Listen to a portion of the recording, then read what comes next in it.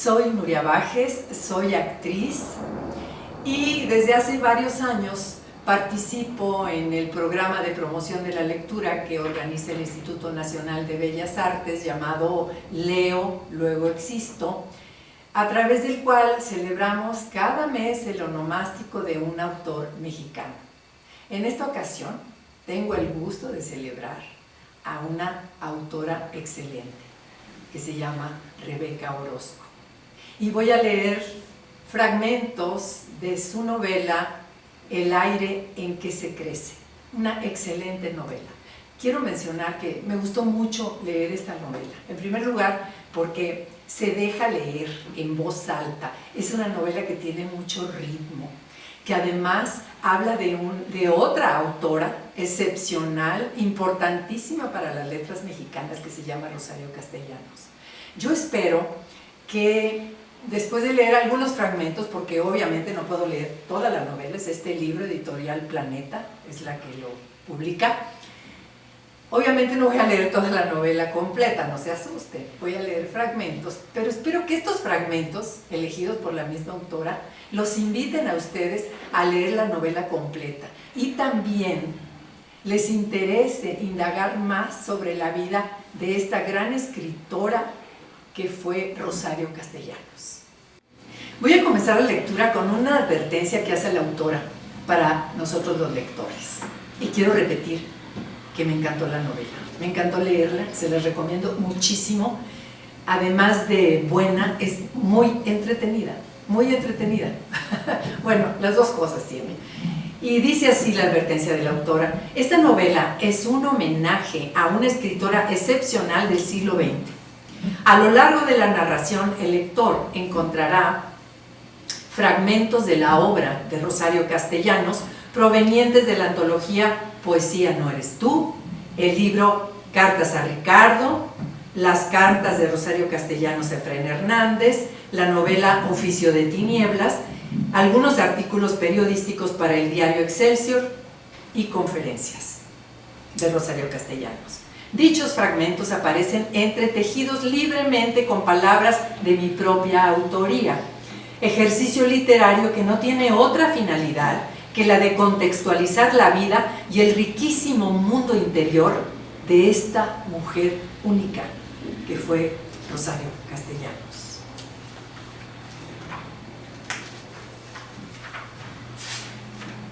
Capítulo primero. Niñez en Comitán. Su existencia era un enigma. Si posaba frente a un espejo no veía su pelo corto, el cuello de encaje ni la camisola blanca abotonada por el frente.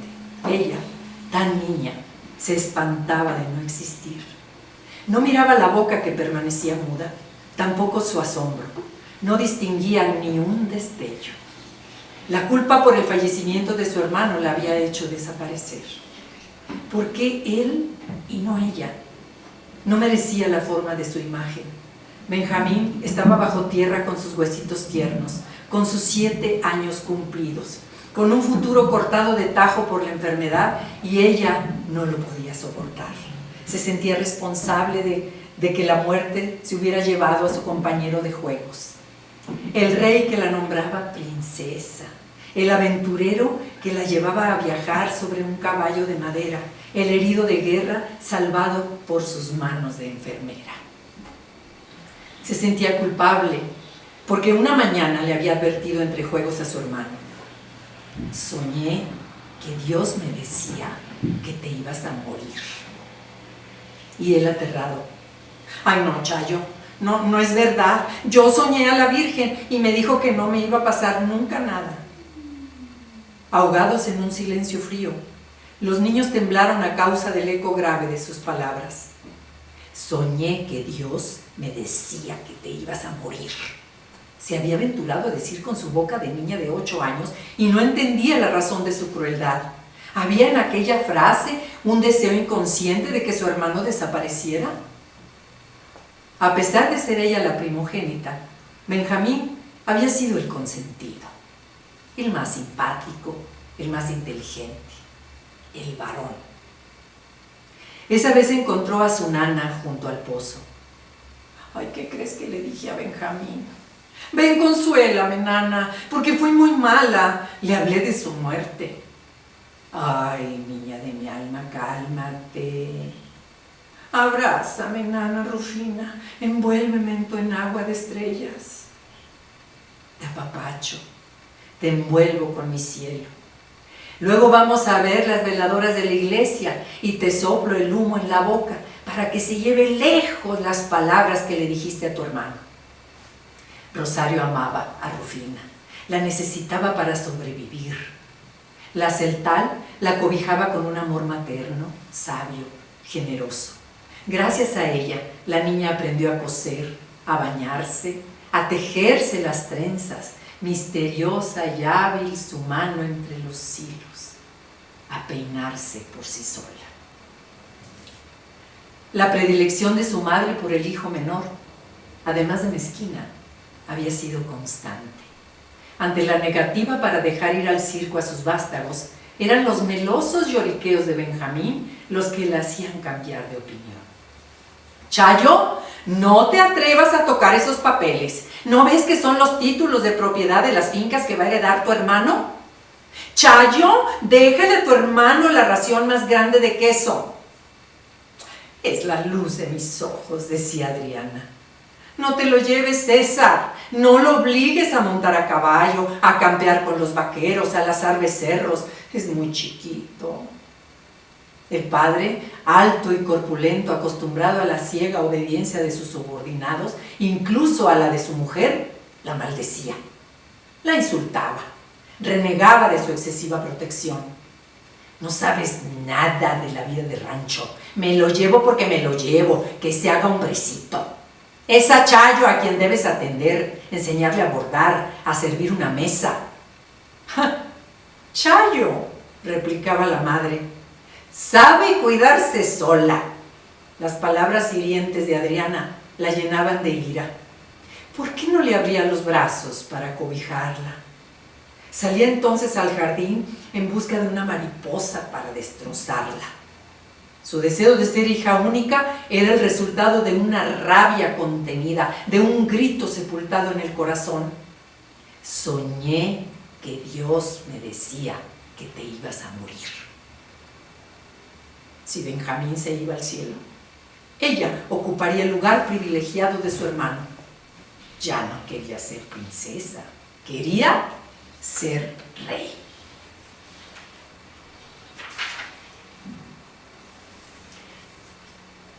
Un atardecer, cuando un sol cobarde escapaba entre los montes, Benjamín pegó unos gritos de dolor, se apretó el vientre con las manos y se despidió del mundo. La madre le cerró los ojos y abrazó a su marido aterrada. Ni siquiera la corpulencia del hombre detuvo su caída hacia un abismo oscuro. A Rosario la mandaron con un pariente para que no presenciara el funeral. De golpe, la vida cotidiana destejió su sentido y la alegría se fundió con el polvo. Luego del entierro, los padres, ciegos de dolor, se encerraron largos días en sus habitaciones. La primogénita sentía el deber de pedir perdón. Que se me pudran los huesos, decía para sus adentros. Rufina estaba inconsolable. Enjugaba el torrente de lágrimas con el rapacejo del rebozo e iba chorreando agua salada por los pasillos. Esos días aciagos, María Escandón, la hija de la lavandera, se esforzaba por distraer a Rosario, por sacarla de su dolor. Años atrás, la niña indígena había sido contratada por los padres para ser cargadora de los niños y entretenerlos. Era 3 años mayor que los patroncitos y jugaba con ellos a la lotería, al trompo, a las estatuas de marfil. Benjamín disfrutaba especialmente el gato y el ratón, que consistía en vendarle los ojos a uno de los jugadores para que tratara de atrapar a otro, guiándose únicamente por el sonido de una cajita de cerillos. Capítulo 3. La Ciudad de México. Salimos de Chiapas, despojados de nuestra heredad, y vamos a la capital en busca de un milagro, reflexionó Rosario. Observó el paisaje que dejaba atrás, Era tan pródigo y exuberante que sintió los ojos heridos de abundancia. Minutos antes, en la estación de tren, el rostro perplejo de la joven se había asomado por la ventanilla para decir adiós a su padre, quien la observaba lánguido desde el andén. El hacendado las alcanzaría en México una vez que finiquitara la riqueza que su ascendencia había atesorado por siglos. El tren avanzó a lo largo de las vías con ritmo acompasado y monótono, acompañando el flujo del tiempo. Rosario se asomó a la ventana e intentó llevarse bajo la manga aquella visión fugaz del paisaje chiapaneco. A su lado, su madre rezaba para que los ángeles custodiaran su camino. Escuchaba el mismo sonsonete que salía de la garganta materna cuando viajaban día tras día entre los árboles de la selva hacia la finca de Chapatengo. El equipaje iba sobre mulas, víveres, ropa, medicinas, un fonógrafo.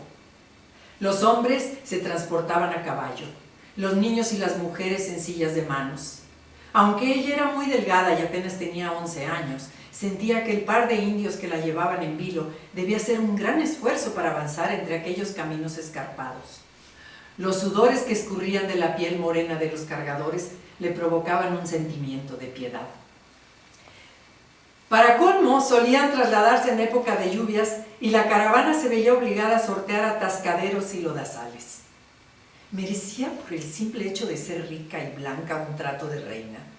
Entendía la justicia como el derecho de todos a tener los mismos privilegios. ¿Por qué estos hombres que se llamaban Rutilio, Juan y Tobías eran tratados como animales de carga? Culpaba a sus padres, a los peones, a ella misma. ¿Por qué lo permitíamos?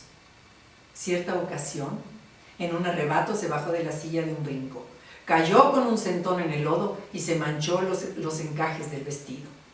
Había decidido caminar, abolir las diferencias. Furibundos, sus padres le ordenaron regresar a su asiento, pero ella prefirió viajar sobre una mula. Esa vez, la travesía duró 5 días y se vieron obligados a dormir sobre petates en los humildes jacales donde paraban a descansar, soportando picaduras de insectos y el escándalo de las gallinas. Luego de un periplo tan arduo, el arribo a la finca fue motivo de regocijo. Manos indias les harían de comer, les lavarían la ropa y se encargarían de la limpieza. Una tarde, un mayordomo invitó a varias familias a que se internaran en la espesura de la selva mientras cantaban villancicos y tocaban instrumentos para buscar a un niño Dios que alguien había escondido previamente entre la vegetación. Era época de Navidad. Rosario estaba emocionada y puso todo su empeño en encontrar la santa figura, pero al escuchar los gritos y descubrir que el mayordomo se había destrozado la mano al intentar encender un cohete, sufrió tal impresión que al regresar a la finca se encerró a llorar en su cuarto. El repentino silbido del ferrocarril hizo regresar a Rosario de golpe al presente. «Chayo, ¿te dormiste, verdad?», preguntó Adriana aprensiva. «Ay, hija, esto de irnos a la capital me pone los nervios de punta. Tendremos que buscar dónde vivir, conseguir muebles, hacer durar el dinero para que nos alcance». «Sí, madre, me lo ha dicho 1000 veces. Lo que me preocupa es la escuela. ¿Ya pensó en alguna?». «Ya veremos. No quiero que sea pública. Prefiero que asistas a un colegio religioso». Mientras se encontraban un lugar donde vivir, madre e hija se hospedaron en casa de unas primas, las Figueroa. Ellas les ayudaron a conseguir un apartamento de alquiler en la colonia Roma y les recomendaron el colegio Luis G. León para que Rosario estudiara el 3er grado de secundaria. Una institución que, si bien no era de monjas, era respetable y de buen nivel académico, ya que contaba con profesores tan preparados como la seño Sara, decana en matemáticas, y la seño Eduviges, maestra de geografía, que conocía a la perfección el globo terráqueo. Aquí ya están en México porque resulta que en Chiapas les llegó un poco tarde la reforma agraria durante la presidencia del general Cárdenas, y la familia de Rosario pues tuvo que entregar tierras y quedarse con lo permitido, con lo justo, ¿verdad? y pues eso les afectó y se vinieron a vivir a la Ciudad de México toda la familia. Por eso nos brincamos ese pedazo que es cuando les llega la noticia de, pues digamos, de que van a perder los privilegios que tenían la familia, ¿verdad? Eso es lo que se trata en estos capítulos que me brinqué, aunque lo dije muy rápido, pero es bueno que se interesen en leerlos, ¿eh? Ahora me voy a brincar hasta el capítulo 8. Capítulo 8, Chiapas y los indios.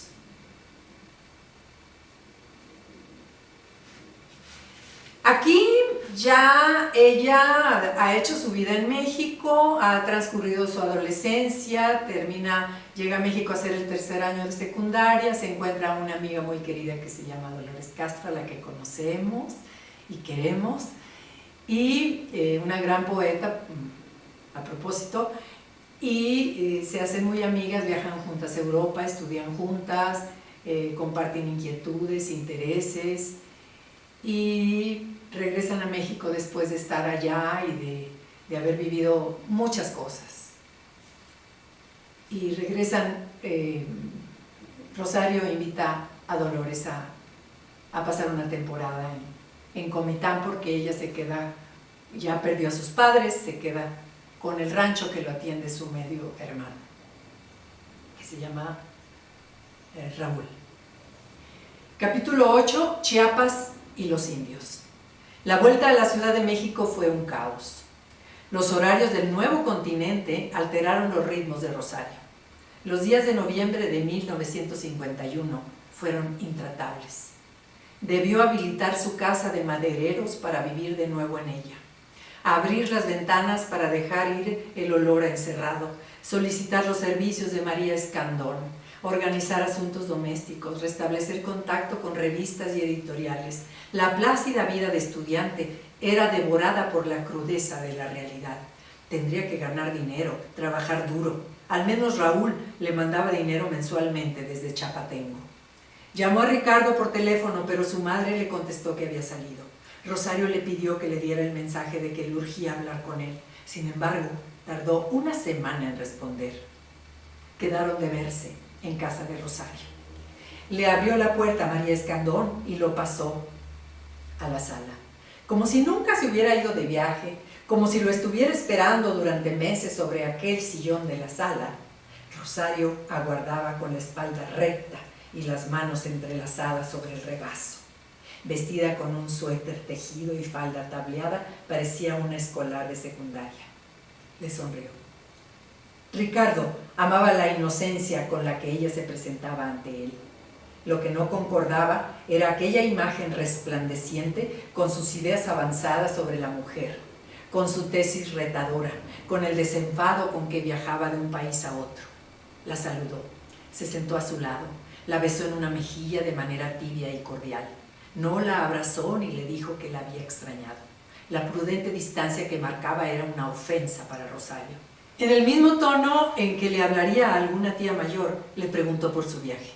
Al percibir aquella indiferencia, ella reprimió la erupción que estallaba en su volcán interior para contarle con frases erráticas algunos de los episodios descritos ampliamente en sus cartas. La actitud de Ricardo era fría y le provocaba un desconcierto cada vez mayor. ¿Qué esperaba? ¿Que él al fin le confesara la tortura que había significado su ausencia? ¿Que hiciera de nuevo la petición de matrimonio que dejara entrever en una de las pocas cartas que le había escrito? Imposible saberlo.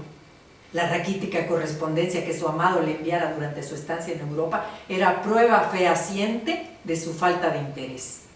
¿Por qué insistía en hacer brotar un jardín de un tallo triste y seco? Ella, sin embargo, había cambiado. No se culpaba a sí misma del desinterés de aquel joven. Lo culpaba a él por su ceguera, por su soberbia, por su temor de que Rosario lo opacara. Llegaba a México con un bagaje inconmensurable de conocimientos y experiencias. Había intercambiado ideas con escritores reconocidos, resuelto problemas urgentes, aprendido a convivir con personas de diferentes historias y nacionalidades, escrito poemas. Él, sin embargo, necesitaba que el foco de atención alumbrara su persona. Por eso le habló de su tesis, del grupo Hiperión y de sus pláticas filosóficas. ¿Conseguiría una beca? Él también iría a Europa a estudiar, no se quedaría atrás. Así como ella había tenido el desparpajo de relacionarse con extranjeros, él saldría al café o a las librerías con chicas parisinas o alemanas. Rosario quiso gritar, pero no tenía derecho. Su viaje había roto cualquier lazo, cualquier obligación.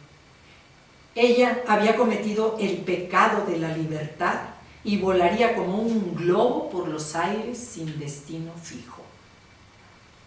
Antes de estallar en lágrimas, le ofreció a Ricardo un té y se levantó apresurada para ir a la cocina. En una pequeña olla con agua hirviendo, sumergió unas hojas que tiñeron el líquido. Un olor a hierbabuena acarició su nariz y lo respiró pausadamente para tranquilizarse.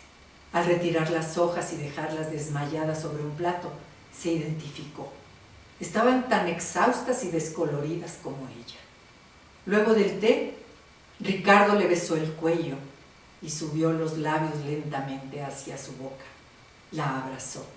La cercanía del cuerpo masculino la animó a confesarle lo mucho que lo había extrañado y la emoción que sentía de volverlo a ver. Él guardó silencio. Lo único que dijo al despedirse fue que la llamaría por teléfono. Palabras etéreas que se perdieron en la noche. Los encuentros siguientes se mancharon con reproches mutuos. Él la culpaba de abandonarlo, de haber permitido que un océano inmenso los separara. Ella le reclamaba sus salidas con otras mujeres, pero terminaba aceptando su propio egoísmo y le rogaba con la dignidad empequeñecida que no le fuera demasiado infiel. Peleaban una y otra vez. Ricardo juzgaba a Rosario con dureza y ella enfurecía. Sin embargo, no podía evitar doblegarse y repetir el sonsonete. Siempre estoy pensando en usted. Te amo. Lo amo todo lo que soy capaz de amar. ¿Podría amarme un poquito?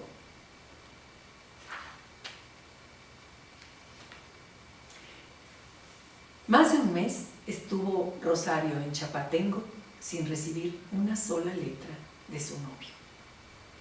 Alguna postal, una tarjetita amarilla.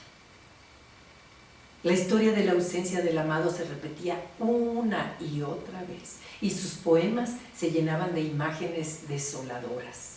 La tierra que huye, una niña que llora el miedo, muelles desolados, orillas que se deshacen. Luego de días de incertidumbre llegó la fatal noticia en el correo proveniente de la Ciudad de México. Una amiga le escribió con letra apresurada que Ricardo se había casado con una pintora llamada Lilia Carrillo y que planeaba viajar con ella a París. No se sabía más. A Rosario le faltó el aire. ¿Había leído bien? Releyó la carta una y otra vez. Arrugó el papel y lo masticó. Era injusto, muy injusto, terrible, nauseabundo. Llevaba más de un año consagrada a él. ¿Valió la pena escribir tantas cartas? ¿Esperarle respuestas con el alma en un hilo? Imaginó sus misivas arrumbadas en algún cajón. Cartas que murieron estranguladas con listones viejos. Ahora entendía sus silencios. Merecía él tanta entrega, tantos pensamientos. ¿En qué momento de sus ilusiones Ricardo invitó a otra a salir? Sintió la traición del filósofo como una espina atravesada en la garganta. Mientras ella escribía extensos poemas de amor, él se paseaba de la mano con aquella intrusa. Se desmoronó. En cada lugar de Europa se había quedado un suspiro, una angustia, un dolor dedicado a Ricardo. Se burló de las estampillas ensalivadas, de la tinta gastada, de la letra extendida a lo largo de las páginas. La situación era insoportable. Se había acostumbrado a dividir sus celos entre un puñado de chicas intrascendentes y pasajeras que aparecían y desaparecían de la vida de su prometido. Pero pensar en una sola resultaba demoledor. Una con quien Ricardo habitaría un cuarto de estudiante en París. Una que bebería café en la misma taza que él, una que luciría un anillo de boda. Con profundo dolor comprobó que cualquiera la podía suplir, que estaba de más en este mundo. Deseó morir. Ya nada valía la pena. Ricardo le había devorado el corazón. ¿Cómo seguir viviendo?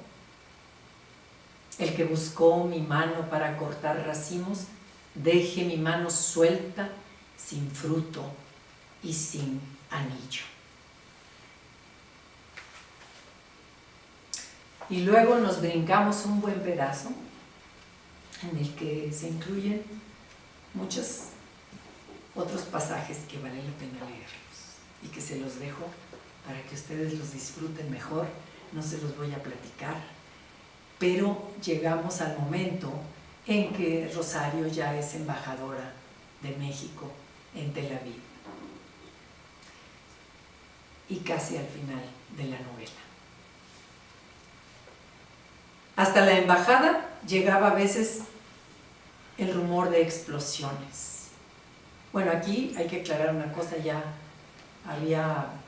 se había divorciado Ricardo y la había vuelto a buscar, se habían casado y tuvieron un hijo.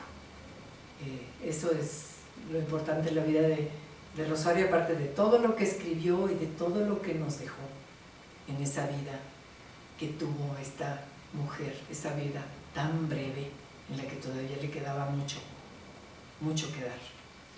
Hasta la embajada llegaba a veces el rumor de explosiones. Hay guerra en Israel. En el cielo se veían fogonazos. Días después del primer estallido, Rosario entró al Hotel Dan para recabar información. Debía mandar reportes a México, tratar de escribir artículos, saber más. En un salón se reunieron políticos, jefes militares, periodistas. Desarrollaban hipótesis, intentaban adivinar el rumbo que seguirían los hechos. Lamentaban las cuantiosas pérdidas. Uno tras otro los asistentes exponían sus posturas. Por la virulencia de los ataques, es la guerra del juicio final. Alerta. Los egipcios están cada vez más cerca de Tel Aviv. El estruendo de las explosiones se mezcla con órdenes militares y lamentos. Hay una pestilencia insoportable. Helicópteros vuelan rasantes, tanques expulsan cañonazos, misiles derriban aviones. Es un horror. Varios puestos de combate israelíes están en llamas. Unos jóvenes que acamparon cerca de Tel Aviv tuvieron que refugiarse en un sembradío varias horas para protegerse de las bengalas que caen en paracaídas. Hay decenas de muertos. Los heridos aúllan de dolor. Tuve que fotografiar cuerpos desmembrados entre nubes de arena, partidos a la mitad, en fragmentos, con las vísceras al aire. Es persistente el olor a pólvora y a sangre. Las plegarias buscan los oídos de Dios y no los encuentran. Hay cadáveres regados por todas partes. A un soldado egipcio le arrancaron los ojos. Un silencio sobrecogedor ensombreció el lugar. Rosario dibujó en su mente cada recuento. Imaginó a aquel desdichado sin ojos, un soldado sin mirada, cuencas vacías. ¿Cuánta gente hay que no puede ver? ¿Cuántas mujeres? Sin saber por qué, su mente se fue hasta Comitán, a sus mujeres. No mires, no veas, no alces los ojos, entorna la mirada. Entre aquel soldado y las comitecas, el castigo de no ver. En Comitán, mirar demasiado iba contra la discreción. Observar era impúdico. La vida de las señoras decentes estaba planeada escena por escena. Nacer, crecer, aprender las labores del hogar, casarse, tener hijos, nietos, morir. ¿Para qué preguntar? Todo estaba dicho. Vivir como si se tuvieran vacías las cuencas era una virtud. Un fin de semana su hijo salió de excursión y los sirvientes se retiraron a sus hogares. ¿Cómo resolver los pequeños problemas caseros? Desesperó. Era más fácil escribir un ensayo que utilizar las manos para cuestiones prácticas. No supo prender el gas y se tomó un café frío. Intentó regar el jardín, pero terminó empapada. Aunque un par de guardias custodiaban el acceso a la embajada, sintió miedo. Revisó las puertas, no fuera a entrar algún extraño. Inesperadamente, como una brisa, llegaron a sus oídos las palabras de su nana. Mira, Chayito, allá de donde soy, ninguna casa tiene candado. Cuando salen los dueños, le ponen un mecate a la puerta para que el viento no la abra y no entren animales. Los vecinos, al verlo, saben que no hay nadie en la casa y no se les ocurre ni asomarse. Nadie roba, confían en los otros. En tu casa es diferente, querida niña. Está llena de cerraduras. ¿Sabes por qué? Porque ustedes tienen muchas cosas y temen que se las quiten. Las cosas son parte de su ser. Poseer y acumular es su razón de existir. Cuando la voz de Rufina desapareció, Rosario deseó con toda su alma tenerla cerca. ¿A dónde te fuiste, nana? ¿Sigues viviendo? Luego de la despedida, no había sabido más de ella y se arrepintió de no buscarla. Tras un día desabrido se hizo de noche. Subió a su habitación. Debía arreglarse para una cena. Se vistió, se maquilló. Lo único que le faltaba era subirse el cierre del vestido. Imposible hacerlo por sí misma. ¿No hay un par de manos que se acerquen a cerrarme este odioso zíper?, se preguntó. ¿No hay nadie? ¿No hay brazos que alcancen a cumplir este simplísimo acto? Una corriente de aire gélido se coló bajo la tela. Hielo en las axilas, escarcha en la vagina. No en vano, uno de sus alumnos la llamaba Rosario Soledad. ¡Qué cursi, qué cierto! El oleaje allá al fondo de la ventana golpeaba con furia. Después de una guerra las aguas siguen atemorizadas. Pensó en Gabriel. Se acomodó en la orilla de la cama. Rosario Soledad. Decidió faltar a su compromiso y extendió su desilusión sobre la colcha. El tul del verano la envolvía con su tedio. Día tras día se asomaba al buzón con la esperanza de hallar una carta de su adolescente. Y al fin llegó a sus manos una postal con el calendario azteca de un lado y del otro. Estoy muy contento, saludos, Gabriel. Se alegró. Allá en México su hijo la recordaba. Aunque el texto constaba de solo 5 palabras, le daba existencia. Gracias a aquella postal se sintió luminosa, optimista. Pero al pasar el tiempo no pudo evitar atormentarse con pensamientos hirientes. Gabriel iría a la playa con su padre y sus hermanos, jugaría a la pelota, hablaría de cosas de hombres, comería platillos enchilados y se sentiría tan muchacho y tan valiente y tan independiente de su madre que renunciaría para siempre a Israel. Durante 2 semanas no tuvo noticias. Preocupada llamó a México a su amigo Raúl Ortiz de Ortiz. La tranquilizó cuando le explicó que su hijo estaba bien, que lo había contactado para que fueran juntos al aeropuerto a recibir a Nahum Mehed, quien llegaría de Israel con un grupo de alumnos de la Universidad de Jerusalén para visitar zonas arqueológicas. Días después, la posibilidad de ir ella misma a México le devolvió la alegría. El Instituto Nacional para la Protección de la Infancia la invitó a ser la única oradora en un desayuno en Los Pinos al que acudirían 3,000 mujeres. Aceptó de inmediato. Podría ver a su hijo y a sus amigos. Se sintió omnipresente. Se imaginó posando entre un jaguar y un águila en el mural de O'Gorman de la Biblioteca Universitaria o trepada en lo alto de la columna de la Independencia con un par de alas dispuestas a sobrevolar la ciudad. Una mañana, antes de la fecha de su partida, le pidió a Israel Maya que la llevara al bazar árabe de la ciudad vieja de Jerusalén. Deseaba recoger un par de mesas de bronce que había encargado para la sala de estar de la embajada y unos cuernos de ciervo que prometió regalarle al chofer tiempo atrás. Caminaron entre baratijas, velos, tapetes, barro, cerámica. Escucharon pregones, olieron inciensos. En medio de aquel griterío, Rosario sintió bullir la vida. Los colores relumbraban igual que en los mercados mexicanos. Pensó en su país. Pronto estaría allá. Un comerciante árabe les entregó las mesas. En los brazos del chofer los cuernos de ciervo parecían las intrincadas ramas de un árbol seco. Israel guardó los objetos en la cajuela del Mercedes-Benz y enfiló hacia Tel Aviv por la carretera. Los vientos que provenían del desierto los abrazaron. Rosario sintió que se deshidrataba. Quería llegar cuanto antes. La dejó en la puerta de su residencia y ella descendió deprisa, empapada en sudor. Subió a darse un baño. Salió con el cabello aún chorreando agua envuelta en una bata y caminó descalza sobre el piso de mármol, imaginando cómo se verían las mesas de bronce en su sitio. La penumbra invadía ya los muebles. Recogió un cable del suelo y conectó una lámpara. Vino la descarga. Una luz de luz.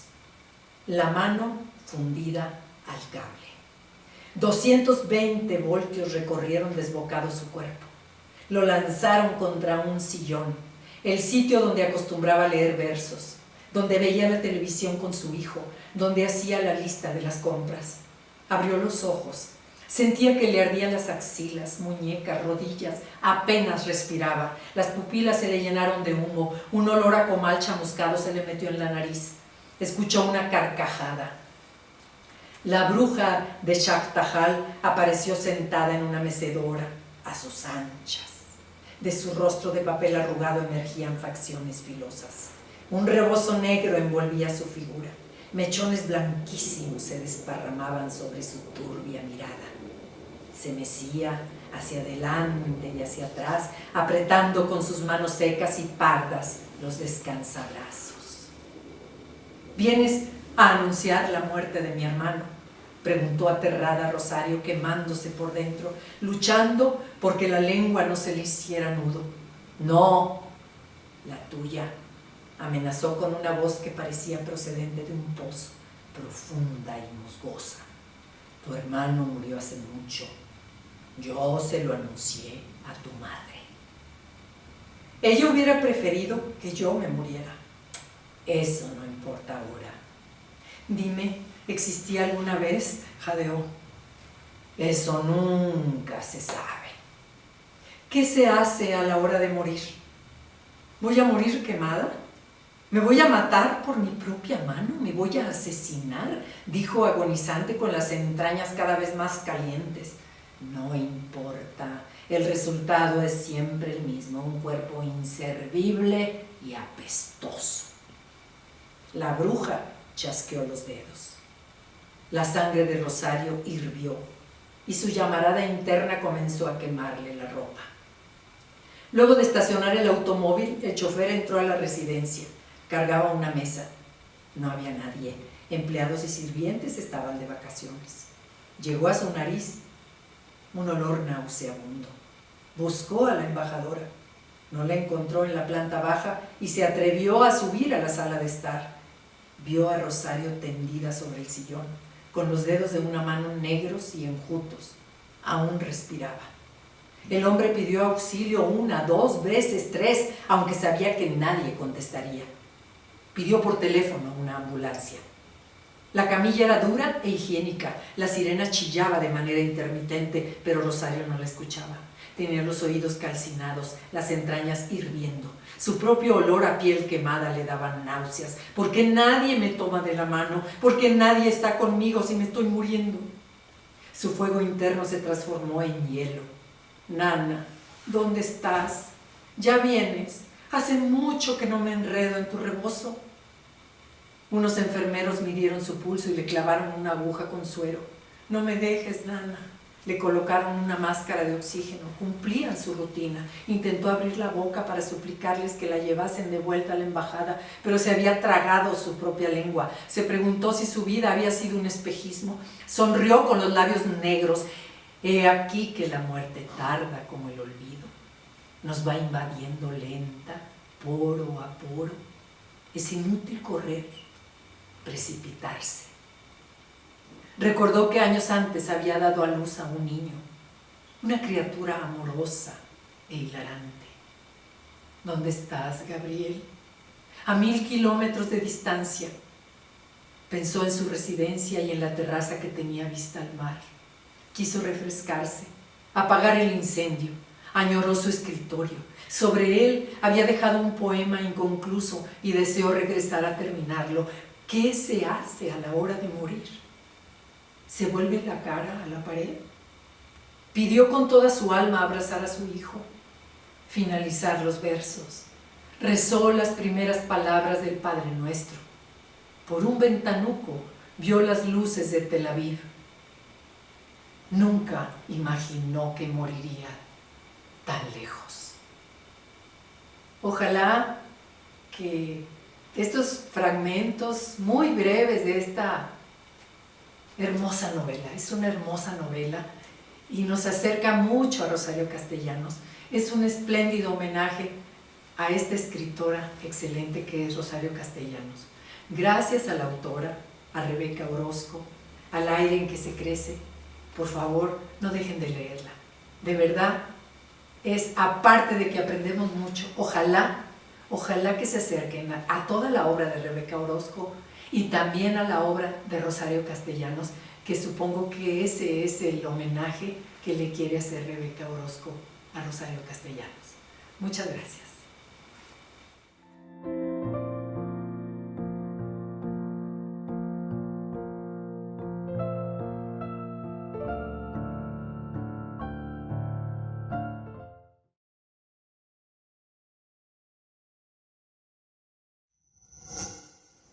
Gobierno de México.